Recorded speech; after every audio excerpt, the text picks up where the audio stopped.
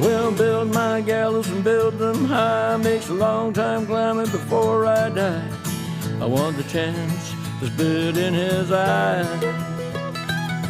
Well, he gave me balls, but I can see between to a dusty yard and a long gone green. They call that freedom, if you know what I mean. And I dry my sorrows, but the whiskey's gone. I'm sober as good. Hello everybody, welcome to QuickBang. This is our second episode and we are talking about Hibs win at Dundee United 2-0 with goals from, who scored again, Big Daz and Martin Boyle. So I'm going to start off right away. Lee, what was your take on the game, mate? It's another away win, to be honest. And as I say, if we had the same form as we did at home, that we did away from, we'd be flying. But overall, I thought the game was, I thought it was a bit scrappy first half. I thought we did play better second half, to be fair. The second goal, in my opinion, is what Hibs can do when we play it through the middle and create chances. I thought Jackson Irvin's got a ball, to Boyle was fantastic and exactly what we should be looking to do going forward. I thought Chris Cadden was superb, doing the right-hand side again. That's two really good games he's had. Gogic was solid. I thought Doig was really good. And the defence wasn't really troubled, but for what they did, they done well. So overall, it was a reasonable performance. And as I say, it's another win, so we can't ask for more than that. Happy days, eh? Andy, what do you think then? What's the reason behind the away form being better than the home form? I just think it plays into the way we play the game just now. We're playing the game a wee bit longer. We're not trying to, and what Lee's just said there about passing the ball through the middle, we didn't do it too often, and it works away from home. When you're at home, you're kind of expected to take the game to the teams, and I don't know if we're quite doing that yet, and it's frustrating for me. And that's probably my biggest gripe about Jack Ross, to be honest. But today was brilliant in the end. We started passing the ball through the middle, out wide. It was so different from last Saturday, unfortunately. But I was really impressed with Hibs today, and Gogic especially for me was man of the match. Irvin playing deeper worked much better than playing behind the striker, but it was a lot better than what we've been watching lately. Aye. What about you, Owen? What was your take on the game? Yeah, I thought we were a lot better than we were last weekend. We were against Rangers in the fact that we came into the game and we did quite well. But the point was that when we had chances in the first half, today we scored, and against Rangers, obviously on Wednesday night, we didn't. And I think that's a big difference. Is again against St Johnstone, we had the chances early doors and we didn't score from them, and it just completely changes this game when you do score, when you do get that early goal from your chances. And I think that was a big difference today. And you could see the players start to get a bit more confidence after going 1-0 ahead. Tracy, what about you? How would you agree with that? Yeah, no, totally. I thought we didn't, I thought we played much better on Wednesday night against Rangers. I didn't see us scoring. And obviously, had Morelos been off or whatever, I think we probably would have got away with a point. But because I didn't think there was really much in it at all. But today, I think we just carried on from that performance, and it helped a little bit with confidence, and we kind of grew into the game. It was a bit scrappy at times, but Daz, I think we need people like him at the club. He knows what it is to wear that shirt, and he just, for me, he still got it in droves. And he's quite the leader on the park as well, and I think that really helps the team. Really like Jackson Irvin. I think he's never looked out of place since he's come in, and it's been good to see Caddens over the last couple of games as well really kind of grow into the team. Now, what did you think of the starting lineup, Tracy? I was quite surprised because obviously Kevin's Nisbet's obviously started before Doidge. I was glad to see Doidge in. I really like Doidge. I think he's work ethic as well. Probably him and Kevin are pretty similar at times as well. And although Doidge didn't get the goal today, his work rate was great. Porteous, I felt he kind of needed a rest anyway, so that didn't. But I thought Kevin might come on at some point. So that in the back of my mind made me think maybe Jack saw the game differently and felt he didn't need bringing Kevin on, but sometimes I thought, well, he's our top goal scorer, could change the game, get me an extra goal. Because at that point, when he made the change and McGuinness came on, I was like, thought maybe Kevin might have been the first one to come on. Yeah. But then obviously the change worked. We got the second goal. So who am I? I'm not the manager. Craig, what about you? What was your take on the game? Pretty much better than what everybody else has said. I thought it was quite good. Again, with the team selection, I don't know if it's just the background that's going on with the Porto and Kev. I don't know if we spoke about it earlier. I thought, maybe is there something in that? Still hard to tell with what Tracy's saying there. Maybe Jack did see that he did have to bring Kevin on. I thought the same as Tracy. I thought he would have done. But again, we didn't really need it, and it was a bit of a scrappy game. I think mainly due to the pitch. I think the pitch was a wee bit out, kind of like yours, so the players couldn't really keep it on the deck as much. And both teams, I felt were really going for it. It might have not been one of the greatest games of football you've ever seen, but I thought both of them were, trying to stretch the game and trying to create something. But I think it's the coolest I've seen Hibs looking in a few games. I think Jackson Irvine especially, saying they're a wee group. I've not seen a Hibs player that calm and cool and collected on a ball in a few games. It seems to me that I don't know if people maybe not so much don't want the ball, but they're looking to get rid of it as quickly as possible. And every time he took it in whatever situation, he just seemed to head was up straight away. He knew where the ball was at his feet, and he just oozed class. I think he got what he deserves with the pass that he put in the ball that created the goal. So all in all, can't really say anything bad. I just wondering if that is the first time that somebody with a ponytail and a moustache like that has been described as cool. Well, he's obviously the only one that can pull it off, because I certainly couldn't. He is cool though, although the tash aye. is a talking point. A talking point. And Craig, we want to give you a wee bit of credit for actually answering something that was quite close to the question that was asked there, unlike with short bangers. The internet's working today. Ewan, what was your take on the game? Well, I thought Hibs were always going to win because it wasn't on TV. And we've not lost. I think we're unbeaten, not being on TV this season. But we were really good. The first half, I thought we can probably no possession-wise, but I thought we were in total control of the game. And the free in behind Doige really worked. I thought, especially, I think Murphy and Boyle seemed quite flexible and Cad and stuck to the right-hand side. But I'm probably Nisbet's biggest fan, so I was quite worried before the game. But Doige is very evidently better up top on his own than Nisbet is, so it worked well. And then Dundee United, they had a spell at the start of the second half. I think other than the deflection, they never done much. And then we killed the game and seen it out. It was much more like what we're used to seeing at the start of the season. And I was really relaxed the full way through it. Like I said, I don't think it was that exciting, but we got the job done. And I don't think you can have any complaints. And seeing Darren McGregor lash that in the back of the net, what an absolute big hunk. Absolutely world class. I said that when he scored, I was sitting there watching the game with Jane, and I said, he's a big handsome boy, that McGregor. She said, why don't you go and marry him then? All right. I'll ask the question like we're rushing to be into it. I heard them when they kick him out of bed. Jamie, what was your take on it? I thought we were strong all over the pitch. The defensive partnership between Hanlon and McGregor clearly works. This is an unpopular opinion, but just taking away from what we're talking about on Wednesday night is I'm not sure if Hanlon is the bomb scare that everybody makes him out to be, or whether he's just trying to cover for the wee bits that Porteous misses. But I thought McGregor and Hanlon today worked really well, and we were never really in trouble. No, that's not to take away from the fact that I think Porteous is an absolutely terrific player, but he's a lot to learn.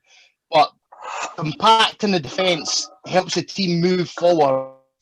Let's Jackson Irvine, your Caddens, Boyles, etc. move forward with the game. I just thought we were just more cohesive than we had been looking, even though when I looked at the starting lineup, I thought to myself, it's really defensive. I'm not really sure where we're going to get goals from, but we had much more of an attacking threat in the game. compared to what Dundee United offered, to be honest. So I was happy with the game, onwards and upwards. I'm a wee bit worried and what looks to be kind of happening as far as, well, people that tell me Portugal's away. So whether that's true or no, I'm just hoping we can hang on to Nisbet. If there are going to be a toss-up between two, I'd definitely rather hold on to Nisbet and try and sign a couple of defenders than let the goal scorer go. We'll come on to that in a wee second. Kaiser Soze, what was your take on the game? It's quite hard being at the end of the queue with this one. Everybody said all the good bits, eh? No pressure. Just obviously something a wee bit, it's maybe off topic to what you're talking about, but there was 2 penalties there. The one with Mark McNulty where Deutsch left his leg in, he could have went down, that was a penalty, and then obviously I seen your comments on Twitter about the handball. That could have been 2 penalties, so we're all sitting here going, defensively sound, Jackson, Cadden, brilliant performances, we looked quite decent, we looked like we had decent urgent, but see when we started the first half, that ball going up in the air constantly, he does that, and I was sitting going, it's like, do you know, it was like when we used to go hoofball for Hearts, but we did seem to settle down and we did seem to get into the game. But the 2 penalties for me, and Deutsch particularly, it was a worry for me because I thought that performance and what we pulled off was good, but that could have been so easily undone. And it's just lucky for us that the referees up here are absolute dog shite, or they maybe would have got penalties. So the first one with McNulty, what was everybody's take on that then? Because I thought it would have been soft. It kind of never went down, and he sort of made the point to the linesman that if I'd gone down and getting a penalty. Owen, you're looking like you want to come in there. What's your thoughts on it? Well, yeah, I mean, first off, I'm not 100% certain that Doig's foot is in the box. So I'm not certain whether it's a penalty or whether it's outside the box. And yeah, and second off, yeah, I think McNulty, it would have been really soft if McNulty had gone down. I think he would have had to have dived to have tried to get a penalty there. So for me, I don't think there's any way that that's a penalty. And I don't know what others think. The handball, I think I'm in the minority of one when I've been arguing my case on Twitter. I'm sure it comes off his Doig's side and onto his arm, and under the way the interpretation of the handball rule now is that's not a penalty. So are you saying that even though it's come off his side and onto his arm, they should ignore the rule, or are you saying it's not hit his side? Lee, he swept the ball away. He swept the ball away with his arm. His movement of his arm swept the ball in front of him so they can carry the pass away. Aye, but it's come off his side onto his arm though. But you still can't move it forward. Well, if it comes off his side and bounces onto his arm, I can see that position, but you're moving it forward. He's running though. Like if you're running, you carry. Joe, he's got no option but to move his arm forward. That's just the momentum that is gone. But it's hit off. I know the rule is whether. I know what you're saying, but that's a penalty. But you're changing the rule then. It's the same. It's the same with the McNulty penalty. He's giving the referee a decision to make there, and that's dangerous. But he's not gave the penalty because we didn't get one with Boyle, which was a clear push by Reynolds, going for the ball. He's pushed him off balance. Had he given that the Doig penalty, so it would have been a penalty. You reckon? Or isolated, absolutely. If it was isolated and there wasn't the incident with Boyle, he probably would have gave it as well. So I just think it's bad refereeing all round. In terms of, you should give both decisions. If you're not giving one, you shouldn't then weigh up the options and say, I shouldn't give that one. You should give the decision based on what you thought. But I just think he was swayed by that. I think he's seen it, and I think the linesman's got a great view of it, and they've gone, it's come off his body, onto the arm. Pretty sure Matty's going to be right on this. No penalty. I'm 100% that's what they were thinking. That's what happened now. That was right in front of the Cadden challenge and didn't see anything. He waved it on. See, when Cadden got brought down a badger and it just got, that linesman was standing right in front of me. Him that looked a wee bit like Douglas Ross, just as pish as well. Maybe it was Kevin Clancy because he's pretty good at not seeing things right in front of him and all. So, Tracy, you were going to say something there. Yeah, no, it was just, I mean, when I first seen it, I thought, nah, that's not a penalty, that's faulty hand. But then, and that's obviously, I mean, the linesman doesn't have, obviously, the joys of replays. But when I seen the replay, I thought, a bit lucky there. I'll maybe need to go and have a watch back at like. Well, I've watched it a few times. I should, because it came off his. I think if it's bounced right off the ground and onto his arm, penalty all day long. As soon as it comes off another body part, the rule is no penalty. John, I thought if it hits your hand, regardless, it's a penalty. Is that not the rule? No, if it's straight onto your hand, regardless, penalty. If it's off another part of your body, it's deemed accidental. John, I've not got your thoughts here. What was your take on the game? It was 3 points well taken. Well done, Captain Perception. That's great insight there. Right, me not to ask John back onto this one. Can we just appreciate that John's got a canny tenants? Well done, John. Aye, well done. Cheers, mate. I was sticking to the other Scottish national drink with the Iron Brew today. All right, so just before we wrap up then, thoughts on transfer speculation. Is that it? Are we done? Almost, John. Almost. Is that 20 minutes? 20 minutes. Fuck, I was waiting for my time to shine. That's it. You had it. Blew that one, John. You blew that. You weren't as bad as Craig on Thursday night, like, but no far off it. So, you're Jack Ross and you're Ron Gordon. You've got 2 offers on the table for Nisbet and Porteous. Kairos Jose, we'll start with you and work our way back. You taking it or you sticking with what we've got? No, because we've not got the depth there to be giving the players away to start with. I think we're going to be in a bit of bother. I think we're in a bit of bother with squad depth, as we spoke about on Wednesday night, but it's definitely give me the fear. And we'll, as I said, I think Porteous is away, whether we can keep a hold of Nisbet. Nisbet's the bigger scare for me. I think if we lose Porteous, we've got McGregor there. That's bold as well, though, because you've got absolutely no depth for cover. We got an injury or that tomorrow, we're going to be up shite creek with a hang on if you want. Aye. Ewan, what about you? We wanted to set on the fit. Well, before the window opened, I wanted a centre half and a striker. So straight away, I'm thinking, well, didn't sell them, but I'm not really that bothered about what the fees are or if they go. Obviously, would prefer them both to stay, but it depends on what we do on the back yet. The bids came in on Thursday, so hopefully we've been speaking to people about replacing them. Like, if we can go and sign like Jason Kerr and maybe like get Stuart Finlay in or Declan Gallagher on like a pre-contract and then maybe a nominal fee, then as far as I'm concerned, I'll drive Porteous to the airport.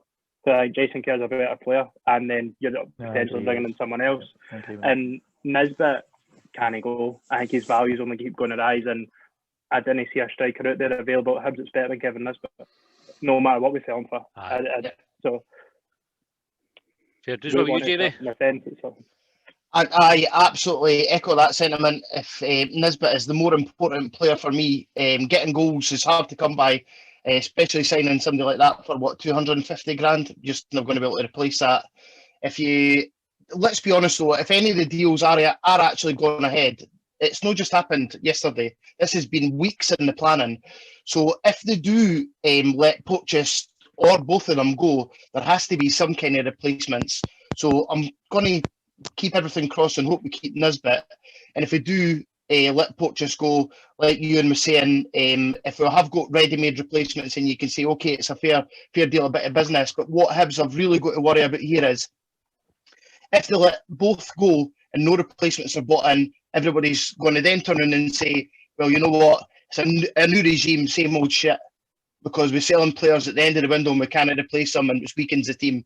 They've got to be very careful about that. Aye, I can't see them selling either of them without a replacement, because those 2 positions are positions where we didn't have any depth. We would have been, I think, ideally adding depth to those 2 positions this window rather than weakening them. John, what would you do? It's a hard one to call it. I kind of echo what Jamie and Ewan are saying about. So Jamie was saying about, it's not just something that happened on Thursday, it's something that's been weeks in the planning. So I'd like to think that Hibs have been making moves behind the scenes to try and line up if they are being sold. I wonder if Ron Gordon perhaps is looking at it from a business perspective, like taking emotion out of the equation. Because if there's, potentially three and a bit million on the table there for players that we've picked up for next to nothing, maybe they'll go for the money, especially because of the climate they're living in. Like, we can't discount that from the sort of transfer equation, if you like. I would love them to stay. There's I'd rather say, a big gap to fill, isn't there, financially?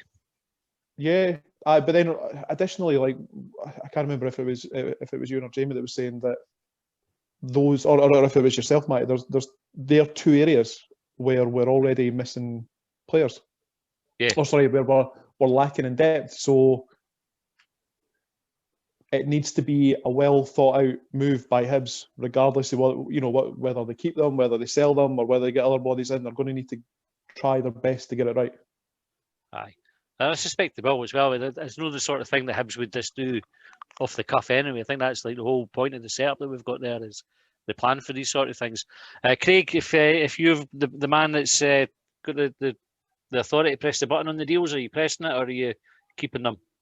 Well, Pat Fenlon made a few dodges and I'm kind of. Knew that was coming. Do you know what? It's a tough one for me. I think I know what we're talking about Hibs being a selling club and people getting kind of upset about it, but if Hibs can become that kind of selling club and make more money for the club and all that sort of business, whilst attracting players at the same kind of prices that we brought the Nisbets and that in for at the same time to keep the fans excited, I'd be happy with that. And I kind of like from talking to Matthew on the podcast and Graham, I have that trust that there's the background stuff's kind of handled and going on, and they wouldn't go into anything, ham-handed or whatever. And the thing is, like Porto, like people saying Porto's gone on that. I wouldn't expect Matthew, Ross, or that to let Porto go without anybody coming in. And with Porto being a Hibby as well, I don't think he'd want. I know there's money and all that, but I still don't think that people would leave knowing that you're going to leave your team in a kind of bad situation. So, what do we do to him? It would be. What do we do to Graham Matthew either? They'd have a say in it though.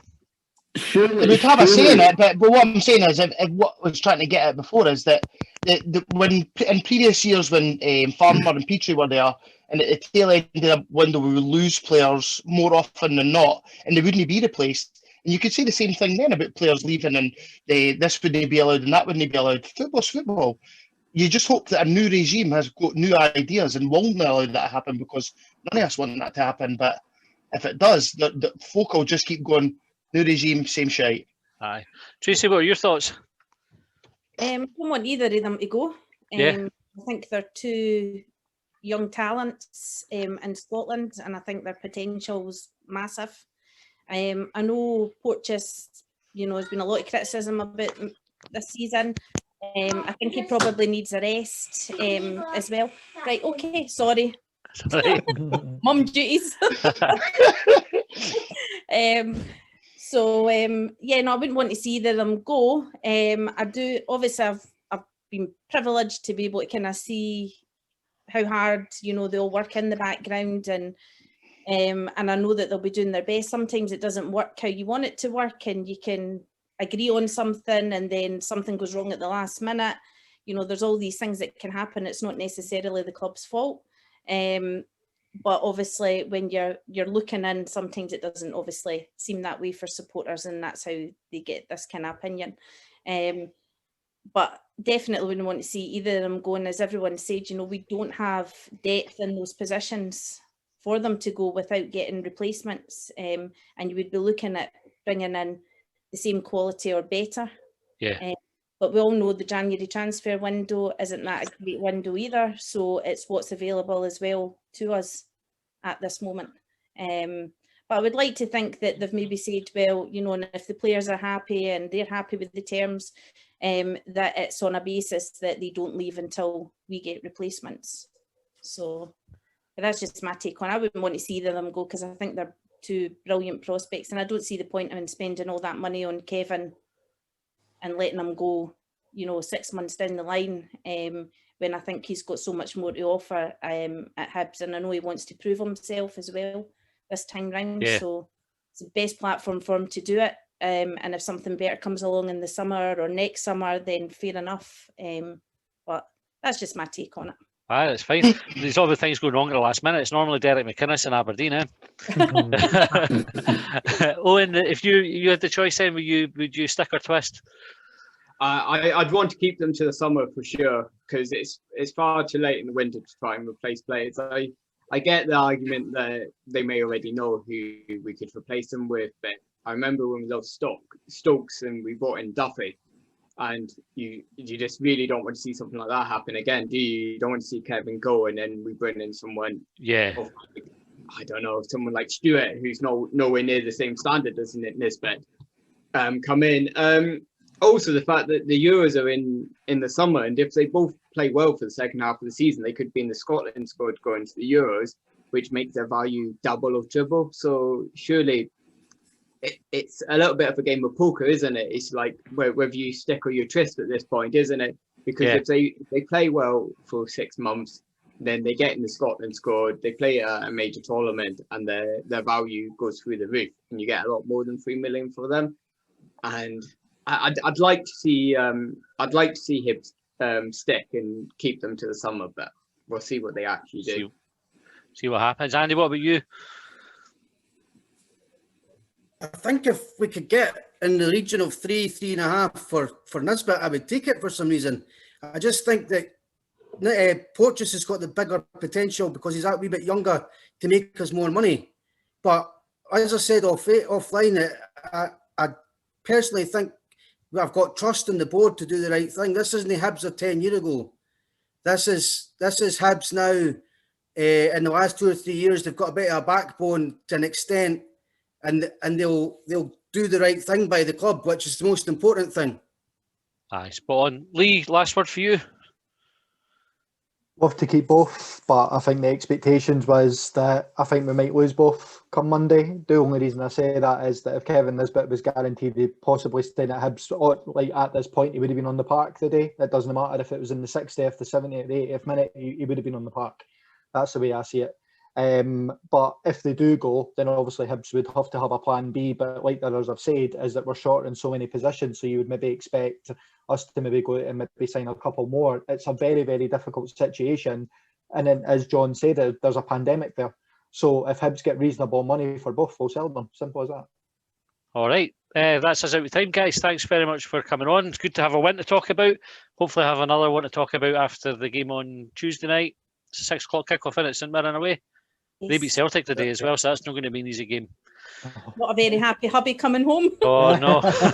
Oh, good luck for that.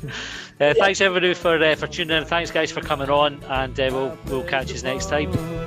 Cheers, boys. Get out. When I broke free, I drank all the whiskey in Tennessee. I don't drink water, no.